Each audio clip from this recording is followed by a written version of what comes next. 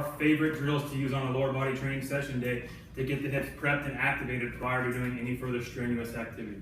So this is a resisted march, resisted Psoas March, or resisted step up, however you want to look at it. Or we're going to use Mark Bell's hip circle here, right in between the knees, to kind of resist our leg motion as we move up and down. Key points that we're looking for on this are: we want to drive the leg straight up. We don't want to see the leg swing out as we try and get onto our implement or wherever we are stepping up onto. Key point number 2, as always, we want to keep the rib cage and the pelvis in a neutral relationship as best we can, right?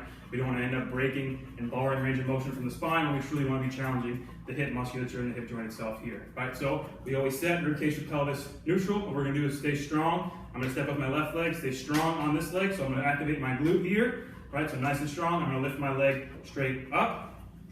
Control, place it down on the bench. Right here we're having resisted hip flexion, resisted hip extension to get to this point. We also have a little bit of valgus force coming from the band pulling at this diagonal angle. From here I'm going to stay strong on this leg, pull myself up, squeezing through my glute. Staying here, and then we're just going to reverse that motion, staying strong on this leg, resisting valgus force, driving hip extension here, resisting a little bit of hip flexion, and then come back down, right? So we usually do these for time. You can also do them for reps.